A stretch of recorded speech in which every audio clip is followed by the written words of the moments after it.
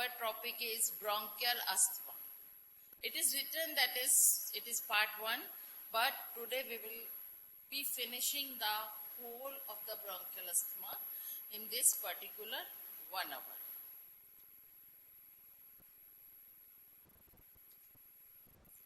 So today's lecture objectives are, at the end of this particular lecture, learner would be able to understand the pathophysiology of bronchial asthma and agents or drugs used in treatment of bronchial asthma and strategies to prevent or terminate acute and chronic attacks, and some multiple choice questions for our practice. So, basically what is bronchial asthma? It is a disorder of pulmonary system or respiratory system, basically characterized by hyperresponsiveness of tracheobronchial smooth muscle. Hyperresponsiveness is hallmark of this particular disease. So it is not that it's initially whenever these bronchial asthmatic attack happens, from day 1, it is not that the pathology or pathological or anatomical or physiological changes are there. But with repeated attacks, there is definitive change in diameter of bronchus and various layers. There is inflammatory pathologies there, and that lead to hyperresponsiveness. That means after that, because of this hyperresponsiveness, even a small amount of stimulus or allergen can precipitate the acute attack of bronchial asthma. And this will lead to progressive narrowing of tracheobronchial tree. That means the lumen which is available for air transfer is progressively being narrowed. So that means the frequency of attack will increase, accompanied by wheezing. Origin could be polygenic in origin. There are multiple factors including genetic, including environmental, including immunological that can cause this particular precipitation. But primarily what happens, this is inflammation. There are clear-cut signs of inflammations which are present. Movement of inflammatory cells are there, and the primary pathology is inflammatory. So it's a diagrammatic representation of various triggers which are responsible for pathogenesis of bronchial asthma. So we can divide these triggers into 3 broad categories, like inflammatory factors, irritants, and others. First, we will see the inflammatory factors. There are like animal allergies are there, respiratory infection is there, pollutions, chemical triggers are also there. So there are various types of allergen, pollens, animal dust mite, animal hair, seasonal variation and pollen formation, and existing respiratory infections, some other infections leading to after cure of that particular respiratory infection, it may happen then patient is experiences hyperresponsiveness of the bronchial mucosa. This is the bronchial cross section of bronchi, and we can see these are the different inflammatory cells. Irritants, we will see that this particular middle diagram in detail in later slides. So there are various irritants like temperature changes. So that means cold air, hot air, sudden hot air, or cold air, sudden exposure of cold air can also act like irritants. Then there is exercise-induced asthma. So whenever the person does exercises can lead to attack. Various strong odors, some strong odors, maybe some persons are allergic to some scents or some other type of odor, and then they can act as trigger, then cold air and stress and emotion. So it is psychogenic also. In others, remaining things are there, like medications, some drugs are also precipitating asthma. Then tobacco, it's also a very strong trigger. Then gastroesophageal reflux disease. Because of anatomical proximity of esophagus and bronchus, it could have been there. The person is suffering from reflux gastroesophagitis, and this can lead to asthma. It happens many times. The person is the pathology, the diagnosis is of bronchial asthma, but despite everything, if we leave or ignore that acid reflux point or aspect, patient is constantly worsening. So it is very important to rule out gastroesophageal disease. And some food additives. So there are many things which are added in the food because for odor, for color, for scent. So they can also lead to precipitation of bronchial asthma. And there are various mediators in this. There are more than 100 mediators in this particular pathophysiological condition. And how what we measure? We measure force expiratory volume FEV1 in first 1 second. So there are two types of reaction in this.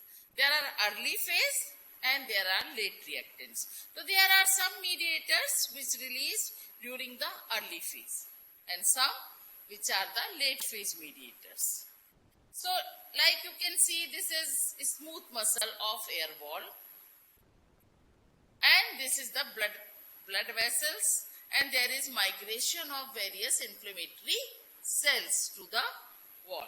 And whenever this pathology, if you see the section of smooth muscle, there will be infiltration of large amount of inflammatory cells. What are the some mediators of early phase are histamine, tryptase, and they are released whenever some allergen comes. It will attach to mast cell. There is stimulation of IgE antibodies, and there will be release of various inflammatory mediators from mast cell like histamine, tryptase, prostaglandin D, leukotrienes, platelet activating factor, and some more. And interleukin 4, 5, granulocyte, monocyte, colony stimulating factor, tumor growth factor, and from T lymphocytes. So that means mast cells and T lymphocytes. Then these mediators they will stimulate again the late phase mediators, and there will be infiltration or movement of eosinophil and neutrophils. And they will also release various mediators.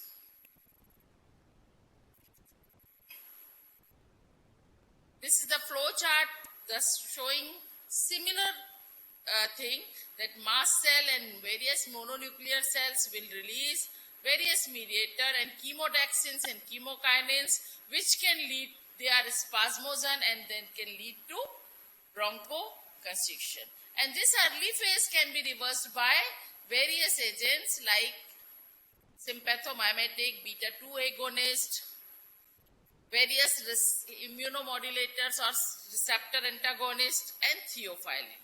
And then there is infiltration of T cell, monocyte. Again, they will release these types of mediators and many more, and which can cause epithelial damage and airway hyperreactivity. Ultimately, airway inflammation is there, airway hyperactivity is there, which can further increase bronchospasm, wheezing, and coughing. So this is late phase. which is inhibited by very important class of agent, that is glucocorticoids. So this is a flow chart which shows the various release of various mediators in both the phases. If we look into the anatomical aspect of this, you can have it is a piece of alveoli, airway. Normal airway is like this. So you can see the ratio of lumen to wall.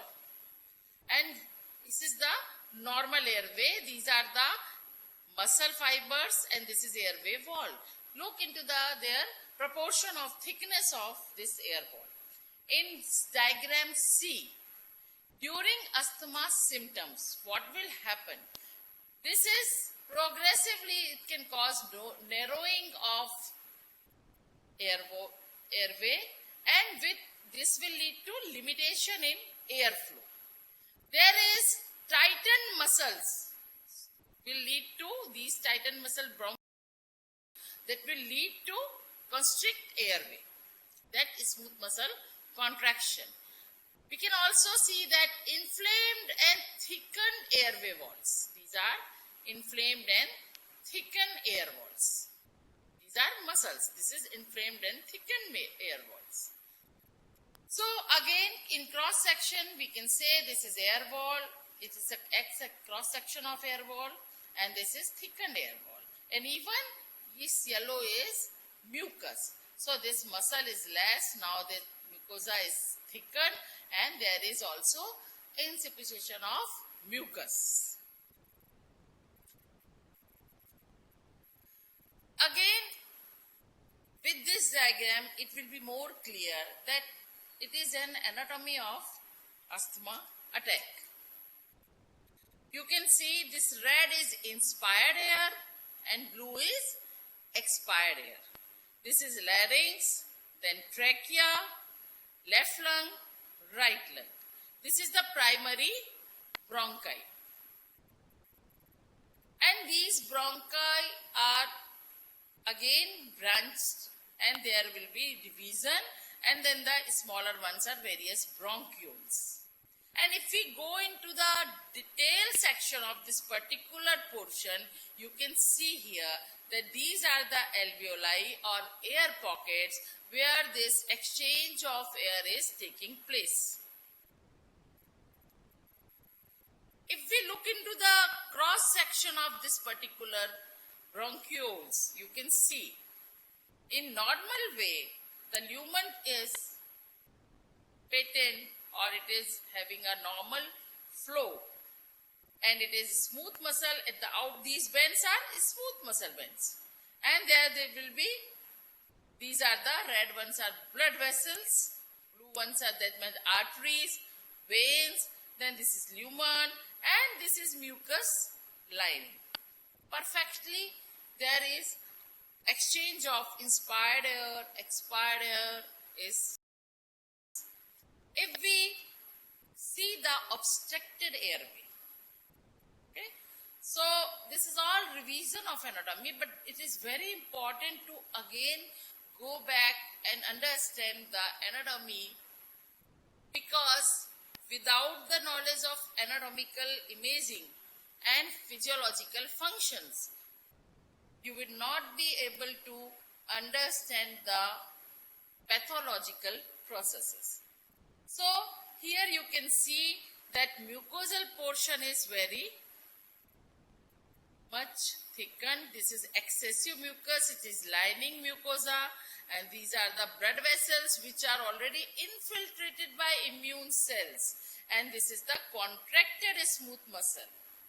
So that will lead to this excess mucus, and here is inflammation and swelling, leading to narrowing of the lumen. So what will happen in asthma? So have a inspiration, but after that, during expiration, because of constriction of airway, this expiration becomes very difficult. Okay? So what would be the symptoms? Symptoms will be because of infiltration and because of mucus in alveoli, there is shortness of breath because of less air exchange, and there will be feeling of tightness in chest with wheezing sounds and coughing. Mostly these symptoms exaggerate during the night. So now we can have, there are various types of presentation of asthma or types of asthma. One is extrinsic asthma, that means here allergens are involved, and that is its trigger comes from external environment, and most common form is also the same one, extrinsic type of asthma. Another is intrinsic factors, that means despite irrespective of allergens, there are some factors which are in their body. So most of the time these allergen involved can be correlated, like it will be in the some particular contact history or some particular season, that pollen season, fall season, and intrinsic one, here it's a perennial. Sometimes it is exercise induced, like asthma with chronic obstructive pulmonary disease. So approach to treatment. So there could be various, like you have seen, there are various etiological factors are there. So definitely a strategy to treat is also will be multifactor, like prevention of antigen-antibody reaction. You have seen there is involvement of IgE antibody. Then neutralization of IgE antibody, suppression of inflammation and bronchial hyperresponsiveness. So we will use anti-inflammatory agents. By this, hyperresponsiveness can be decreased. And there are various stabilizing agents which can stabilize various inflammatory cells. So here you can protect or you can prevent the release of mediators. Like this strategy itself show it is a preventive type of strategy or prophylactic strategy. Once there is release of mediator, this particular step will not be helpful. And antagonism of released mediators like leukotriene. So there is leukotriene antagonist. There could also be, we can block the constricted neurotransmitter. The release of constricted neurotransmitters can be blocked, like parasympatholytic agents. Okay, parasympathomimetic stimulus is bronchoconstricting. Sympathomimetic stimulus is bronchodilator. Remember, we are using here beta-2 agonist. Beta-2 adrenoceptor agonists are used here, and for parasympatholytics we will use anticholinergic. So you had already completed with your autonomic nervous system.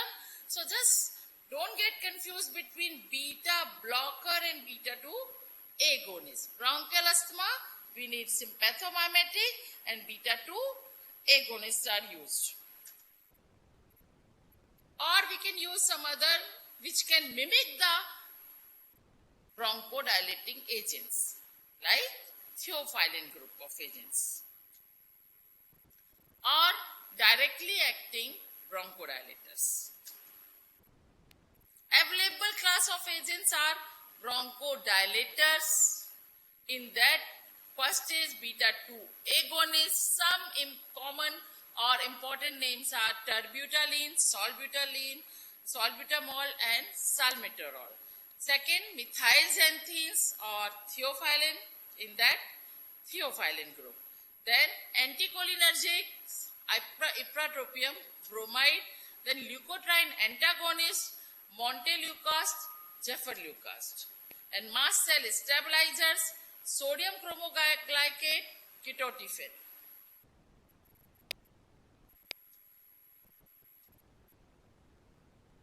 Then corticosteroids. They are anti-inflammatory. Systemic ones are hydrocortisone, prednisolone. Inhalational route of therapy is beclomethasone, budesonide, cyclophosphamide. And anti-IgE antibody agent is omalizumab. So, like in bronchial asthma, we are seeing there are different types of asthma. Plus, there are different types of mode of administration. So, here comes the inhalational route of therapy is more preferred. Why? We will see. So, oral, inhalational and parenteral. All three routes can be used. But we prefer inhalational route of therapy. Why? Because we want less side effects and targeted drug delivery. And because lung mucosa is very accessible through inhalational route. Plus, we are using drugs like corticosteroids. We don't want long-term adverse effect or even short-term effects of side effects of these agents. So, there are advantages of inhalational route. So, in beta-2 agonist, there are salbutamol, also known as albuterol, terbutaline, salmeterol and formoterol. So, nowadays, a very famous term is SABA and LABA. So, it could be possible that your books are describing beta-2 agonists in these terms. So, nothing new. That is, LABA means long-acting beta agonist. SABA means SABA, short-acting beta agonist. So, salbutamol, terbutaline, they are short-acting, and salmeterol, formoterol, they are longer-acting. Mechanism of action of beta-2 agonist. Beta-2 receptor, by attaching with beta-2 receptor, they will cause stimulation of adenyl cyclase activity, which can lead to increase in cyclic AMP formation in bronchial muscle cell, and which will lead to bronchodilation or relaxation of bronchial smooth muscle. Additional actions of mechanisms of beta-2 agonists are they inhibit release of bronchoconstrictor mediators. They also inhibit microvascular leakage, and they will increase mucociliary clearance. That means in addition to their bronchodilator property, they are also having some mucociliary clearance and anti-inflammatory properties. Beta-2 agonists are adrenaline, ephedrine, isoprenaline. We all know, but these agonists are not used now. Historically, first reference of drug in bronchial asthma is leaves of coca, that is ephedrine. But these agents are non-specific or non-selective in action. That means in addition to stimulating beta-2 receptors, they will also stimulate beta-1 receptors which are present in heart. And in case of adrenaline, also alpha receptors. So there will be chances of arrhythmia and other side effects. That's why these agents are not used nowadays, because we are having presence of selective beta-2 agonist. So first we will see salbutamol.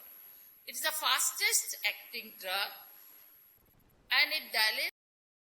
Its effect comes within 5 minutes when given by metered dose inhalers. So in bronchial asthma there are various routes of administration. Then comes the importance of inhalational route. Why inhalational route is preferred? Already you have learned these things in route of administration, but it is also becomes important in particular this case and general anesthesia, advantages of inhalational route.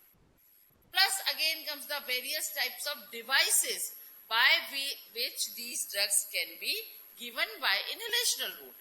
Like meter dose inhalers are there, there are inhalers are there, disc inhalers are there, nebulizer are there.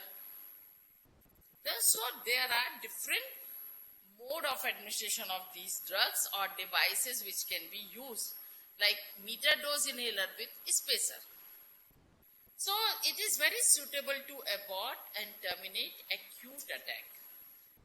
Some side effects of beta-2 agonists are, you all already read these things in ANS. Again, we will revise, like muscle tremor. They will cause muscle tremors, palpitation, because not absolute, some amount of heart stimulation can be there, restlessness, nervousness, throat irritation, and sometimes ankle edema.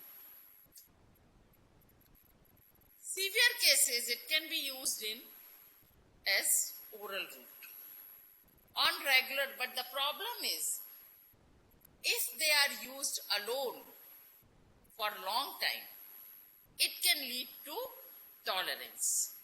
Basically, the down regulation of the beta-2 receptor will lead to this particular tolerance. And the beta-2 receptors are the first receptors on which this down regulation of the receptor has been studied extensively. So, there will be tolerance because of constant presence of agonists will lead to down regulation of the receptors. Next is terbutaline. It is similar to salbutamol, and nowadays another agent is bombuterol, which is prodrug of terbutaline is used, and it is hydrolyzed. Bombuterol is hydrolyzed in plasma and lungs by pseudocholinesterase enzyme, and it is suitable for nocturnal asthma and chronic obstructive pulmonary asthma as a single evening dose. Because of this pharmacokinetic properties, it is longer acting, so it can be used as a single evening dose. Now salmeterol, it is LABA, that is long-acting beta-2 agonist. It slows the onset of action is not that much fast, but more selective than salmeterol and used in combination with steroids, specifically in nocturnal asthma and chronic asthma. Next is formoterol. It is also longer acting. Unlike salmeterol, it is having faster onset of action. Twice a day dosing is available. Like this table shows the different doses in oral, parenteral, and inhaled route of administration. And you can rapidly you can see that oral doses are in milligrams, parenteral doses are given by intramuscular or subcutaneous routes. They are also in milligrams but less than oral, and inhaled dosing are in micrograms because they are directly delivered to the lung mucosa. So, first pass metabolism effect is not there. So, they are all in micrograms. This is some more extensive. Like if we try to revise these things, like salbutamol, it has a highest beta-2 selectivity, 10 times. Can be used by nebulizer, even IV, after dilution in status asthmaticus. What is status asthmaticus? We will see later on. Then terbutaline is also used in acute attack. So all these three, they can be used. It can be acute attack of asthma because they are the shorter acting and onset of action are fast. So orciprenaline, mostly it is not preferred because of its selectivity is moderate. Then comes the prophylaxis portion of asthma. Because of their slow onset of action, these longer acting agents, salmeterol, bombuterol, formoterol, arformoterol, they are not used in acute attack, but they can be used in prophylaxis. So for SOS, you should use the salbutamol group, which are the onset of action becomes important here.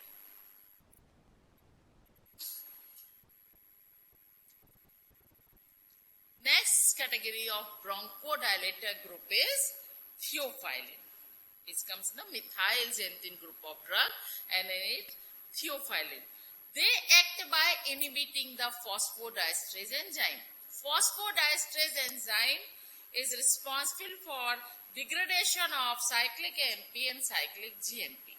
So by inhibiting phosphodiesterase enzyme, they will increase cyclic AMP and cyclic GMP, which can lead to relaxation of smooth muscles. There will be blockade. Another thing is they can also block the adenosine receptor. And they also release calcium from sarcoplasmic reticulum. But methylxanthine group or theophylline drugs, they are having narrow therapeutic index and they are having high CNS tox, central nervous system tox, even cardiovascular toxicity. So chances of convulsions, CNS stimulation and arrhythmia are there. You will see these adenosine receptor antagonist agent in treatment of arrhythmia when you will go into cardiovascular system. So because of these toxicity, these agents are not preferred much in routine treatment of bronchial asthma. Actions are, they will cause bronchodilation, CNS stimulant and increase in heart rate. Plus they are also diuretic. And there will be gastritis because of increase in acid secretion. So, toxicities of these agents, theophyllines are insomnia, nervousness, restlessness, tremors, palpitation. Delirium, when the doses are very high, it could lead to delirium and even convulsions, shock, arrhythmias. Ultimately, this toxicity can become fatal by death. So their uses can be used in bronchial asthma, not preferred, and can be used in chronic obstructive pulmonary disease. They are also being used in apnea in premature newborns or infants. Next drug is roflumilast. So it is a phosphodiesterase 4 inhibitor approved for chronic obstructive pulmonary disease. So it can be used as bronchodilator. Next group of drug are antimuscarinics. So by antagonizing acetylcholine effect on M3 receptors which are present in bronchi, they can completely inhibit or antagonize the effect of acetylcholine, and that is bronchoconstriction. So they will lead to bronchodilation. More effective in larger airways, they block contraction. So by blocking contraction, relaxation, and they also block secretion of mucus. So in this there are two drugs, ipratropium bromide and tiotropium bromide.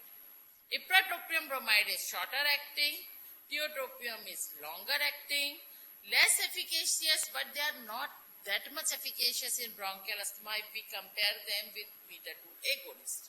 Although they block the bronchoconstriction, but because of their anti-secretory property, they are more preferred in patients of chronic obstructive pulmonary diseases. So in these patients, asthmatic bronchitis, they respond better with these agents, and they are always combined with some, like sympathomimetic. Next category of drug is leukotriene inhibitors. Leukotriene is very powerful bronchoconstrictor agent. So leukotriene inhibitors. So there is a stimulus. Whenever there is a stimulus, there is release of arachidonic acid, and there will be two pathways. One is cyclooxygenase pathway and another is lipoxygenase pathway. So this cyclooxygenase pathway will lead to formation of prostaglandins like thromboxane and prostaglandins. And this lipoxygenase pathway will lead to formation of leukotrienes. This is the 5-lipoxygenase pathway. So when leukotriene B4 and leukotriene E4 and C and D are mediators. So these agents, they block this particular leukotriene, antagonize this leukotriene formation. So here they act. One is conversion of arachidonic to leukotriene, that is 5-lipoxygenase inhibitor, that is Gileuton. Another is cysteine LT receptor antagonist, that is the receptor antagonist, which is montelukast, gefaleucast and preneleucast.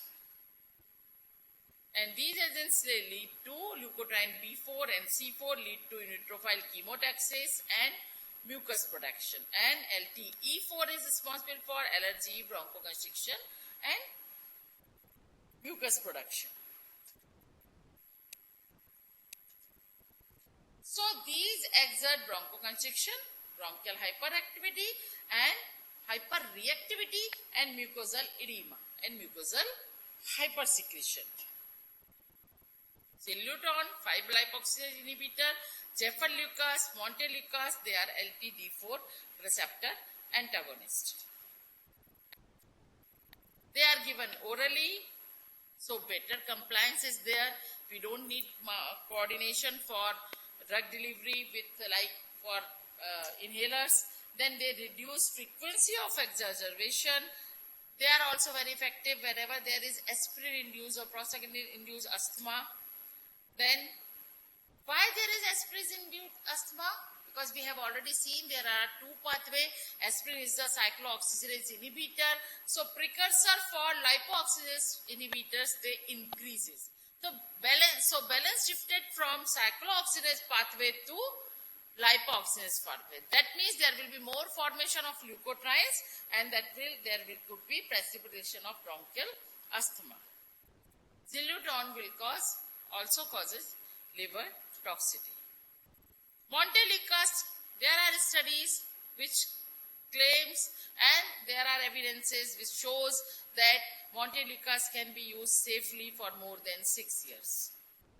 And once daily dosing is preferred. Then mast cell stabilizer agents. These are cromolyn sodium which stabilize mast cell, and they prevent degranulation of these mast cells whenever there is allergen exposure. They can be used as alternate to inhaled steroids.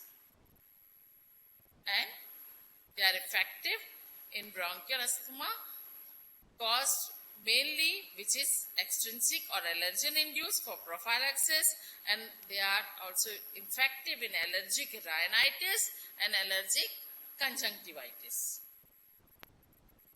Next category is ketotifen, which is an antihistaminic agent, H1 blocker, which also inhibits release of various mediators from cells, but it is in limited use because of its anticholinergic, antihistaminic property, sedation and dry mouth. Next and very important category of drug is corticosteroids. They suppress inflammation.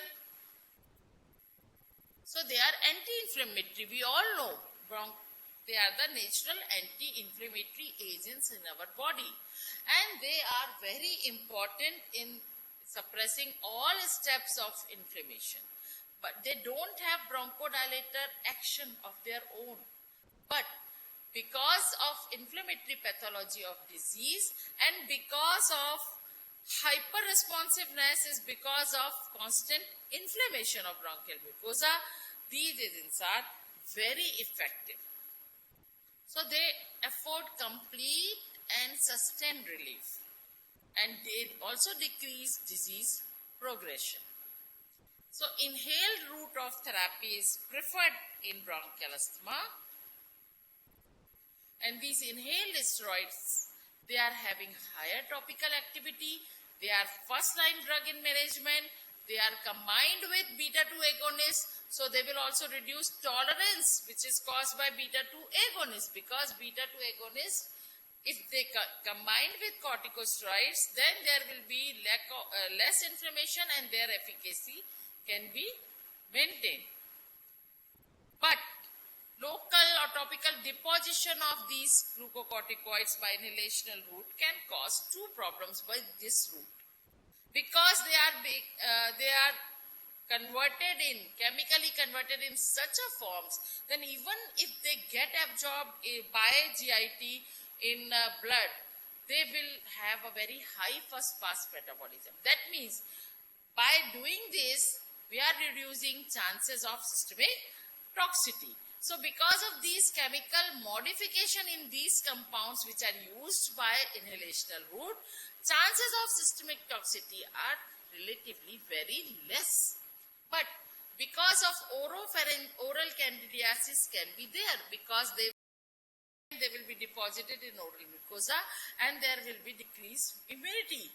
And because of decreased immunity conditions, this is favorable for various types of infections like fungal infections. So they can cause oral candidiasis, and because of deposition of these agents in vocal cords, there could be chances of thickening or hypertrophy of these, leading to hoarseness of voice and sore throat. And to avoid this, recommend the thorough gargling is recommended after each administration. So whatever the things are deposited, drug is deposited, can be spat out. But this route is safe in pregnant women. But if a patient is having some severe infection, they are contraindicated. Even if you can't stop them, they should be given under proper antibiotic cover. Otherwise, there will be flaring off of infection. Next drug is omalizumab, which is anti-IgE monoclonal antibody. It prevents IgE and binding of IgE antibody to mast cells, and it is given by subcutaneous route every 2 to 4 weeks. Causes allergic reactions and pain and injection site. Given as prophylaxis, and it can be, there are evidences and studies which have shown that it is very well can be given up to as prophylaxis in more than 12 years. Incidences of cancer could be there, and the cost of drug is high.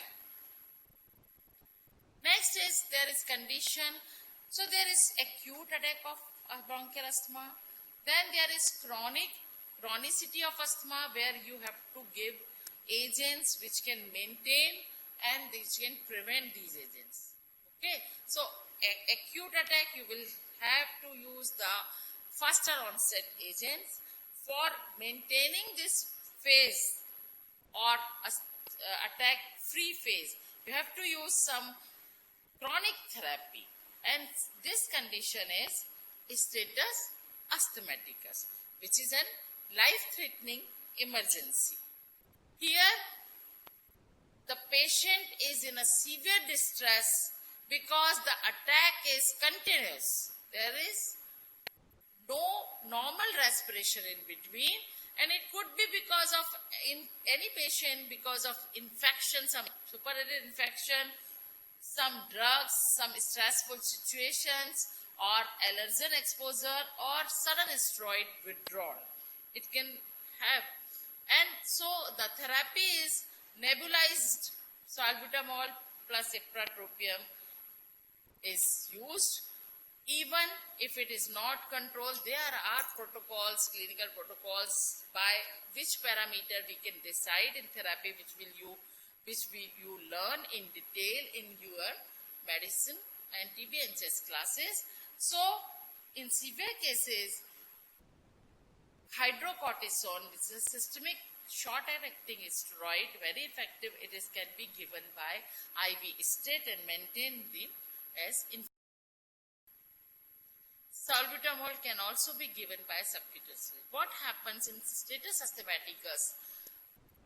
Because of the prolongation of attack, the lot of mucus comes into the alveoli, and sometimes inhalational route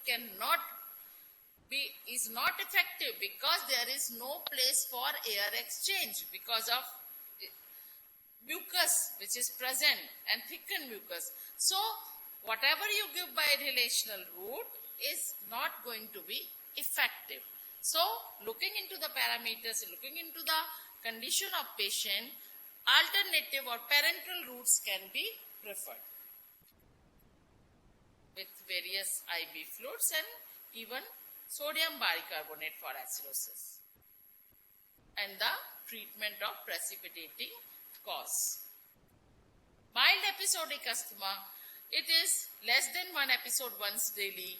Inhaled beta-2 agonist can be used for termination of attack, and prophylaxis in mild cases is not required. Seasonal asthma, inhaled chromoglacate, you know it is a mast cell stabilizer, or corticosteroids can be used 3 or 4 weeks before the season and after completion of the season, till completion of the season. So it is for seasonal asthma. Individual episodes one is prophylaxis. If individual episode comes, then there should be use of beta-2 agonists which are faster in onset. Then mild chronic with occasional exacerbation asthma. Here symptoms can be there once daily. So individual episodes, beta-2 agonist inhaled and inhaled steroid and chromoglacate prophylaxis with them can be used. Moderate asthma with frequent exacerbation. After activity more than once daily, if attacks are there, then inhaled steroid can be given up to the dose of 800 microgram per day with longer acting beta-2 agonist. Leukotriene antagonist and theophylline can be added into this regime. Severe asthma, here the symptoms are continuous, limited activity is there and they require hospitalization. Here the inhaled steroid can be used in higher doses with spacer. Spacer is a instrument or box type of funnel type of thing where we can prevent the direct deposition of the drug in oral cavity. So even by it is being used in patients who are not having either in children or elderly, where you don't think, you assume that this hand movement or muscle coordination is not that much that effective delivery can be done. So these agents can be used with the help of spacer. Inhaled salmeterol 2 times a day can be used, and leukotriene antagonist, oral theophylline, oral beta-2 agonist, and inhaled ipratropium can also be used. With oral steroid, maybe because of severity, oral doses can also be needed. Now let's see some of the multiple choice questions. Like one is, which of the following drug is classified as an adrenergic agonist but has no physiologically relevant or clinically useful effects on airway smooth muscle tone? The things are 4 agents are there: epinephrine, that is adrenaline, norepinephrine, salmeterol, theophylline.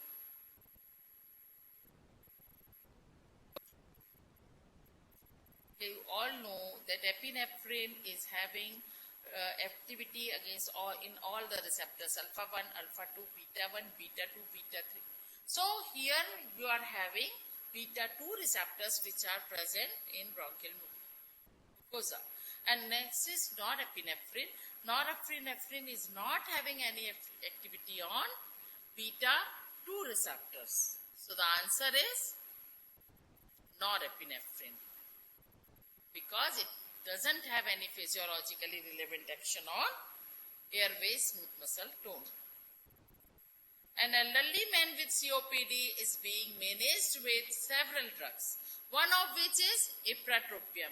Which of the following is the main mechanism that accounts for the beneficial effect of this drug? So options are blocks an endogenous bronchoconstrictor mechanism, enhance release of epinephrine from adrenal medulla. Third is inhibit cyclic AMP breakdown via phosphodiesterase inhibition, suppress synthesis and release of inflammatory mediator. So obvious, anticholinergic, they block an endogenous bronchoconstrictor mediator, that is acetylcholine. Second is not the B is, it is not the enhanced release of epinephrine. Third is phosphodiesterase inhibitors or theophylline for that. And for D, corticosteroids and other anti-inflammatory. So the answer is block an endogenous bronchoconstrictor mediator. A 16-year-old girl treated for asthma develops skeletal muscle tremors that are drug-induced. Which of the following drug was the most likely cause? It's very simple. Beta-2 agonists are having side effect, that is tremors. A 26-year-old patient with asthma is being treated with Montelukast. Which of the following is the main mechanism by this drug works? So it blocks the pro-inflammatory effect of certain arachidonic acid metabolite, enhance release of epinephrine, prevention of antigen-antibody reaction, enhances beta receptor responsiveness. So Montelukast, like it prevents, blocks the pro-inflammatory effect of certain arachidonic acid metabolites, that is leukotrienes. A 23-year-old woman hypersensitivity, which of the following is the most likely mechanism by which the aspirin provokes her pulmonary problems? So it induces formation of antibodies directed against the salicylate on airway mast cell, induces hypersensitivity of H1 receptor on airway smooth muscle. C. Blocks synthesis of endogenous prostaglandins which have bronchodilator activity. Induces hypersensitivity of muscarinic receptors on airway smooth muscle. So, action of aspirin is blocks synthesis of endogenous prostaglandins which have bronchodilator activity. A young boy is diagnosed with asthma with frequent cough as primary symptom without bronchospasm or wheezing, along with asthma medication. Which other drug will be helpful?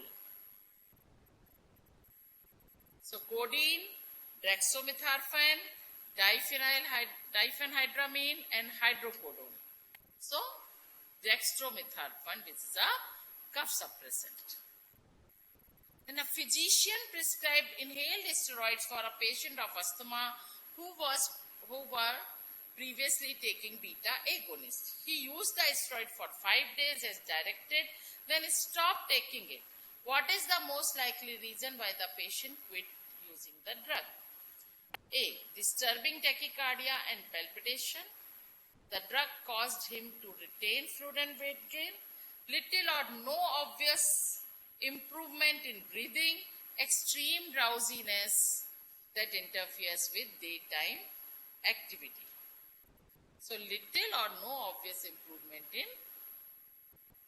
breathing is the answer. A patient consumes an excessive dose of theophylline and develops toxicity in response to the drug.